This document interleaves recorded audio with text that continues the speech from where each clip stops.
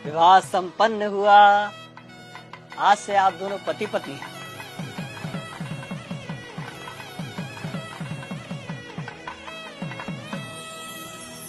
भाई साहब, पंडित जी को भी दक्षिणा देके निपटाओ बस। हाँ हाँ जीजा जी, याद है मुझे। पंडित जी, आपकी दक्षिणा। यजमान, मात्र 1100 रुपए दक्षिणा। अरे तो इतना हैरान क्या हो रहे हैं पंडित जी? जो रेट चल रहा है वही तो दिया है। दक्षिणा रेट से नहीं, सामर्थ्य के अनुसार दी जाती है यजमान। अरे तो क्या पूरी गड्डी पकड़ा दें आपको?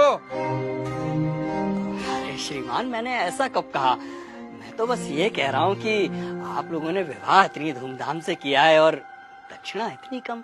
देखिए पंडित जी, कम हो या ज्यादा, हमें जो देना था हमने दे दिया।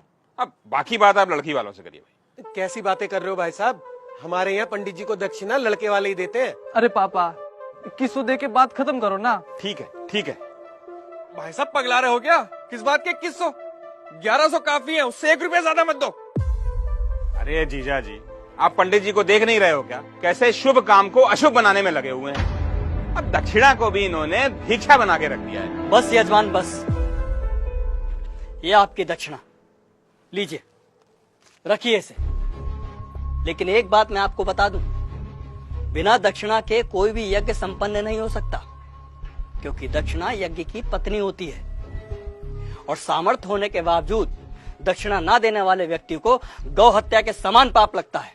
अरे यार, इन पंडितों का यही है, जरा सा कुछ कह दो फौरन पाप पुण्य शुरू हो जाता है इनका, और इनकी जेब भरते रहो तो सब ठीक है। सही कह रहे हो जीजा जी। अरे मजे तो इन्हीं के हैं, गद्दे पे बैठ के 2-4 मंत्र पढ़ेंगे, विवाह संपन्न हुआ कह के मांग लो मोटी दक्षिणा। बस,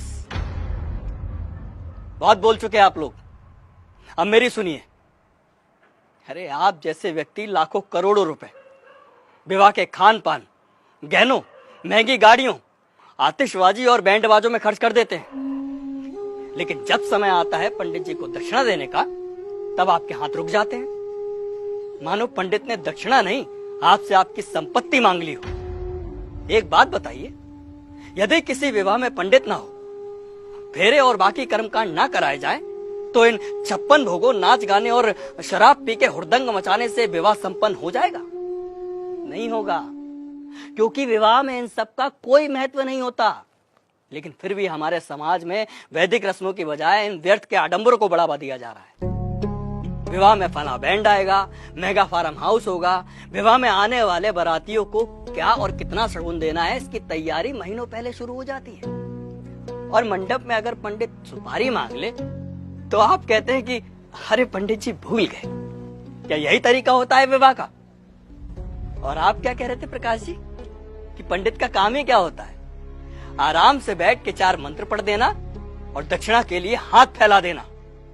तो श्रीमान सुनिए, विवाह गुड्डे गुड़ियों का खेल नहीं होता, 7 जन्मों का अटूट बंधन है, जिसमें पंडित मंत्रोच्चारण करके देवताओं का आह्वान करता है और वर वधू को परिणय सूत्र में बांधता है। इसलिए पंडित और उनके द्वारा किए गए कार्यों की कुछ तो मर्यादा रखिए। उन्हें दक्षिणा भीख समझकर नहीं, आपको जीवन की सबसे बड़ी खुशी देने के लिए दीजिए। पापा, कब होगी विदाई? वो बाहर BMW वाला नखरे दिखा रहा है, कह रहा 2 घंटे लेट हो गए, 50,000 रुपए मांग रहा है।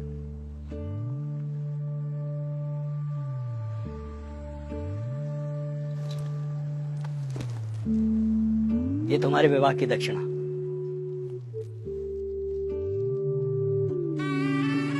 खुश रहो। पंडित जी, पंडित जी, पंडित जी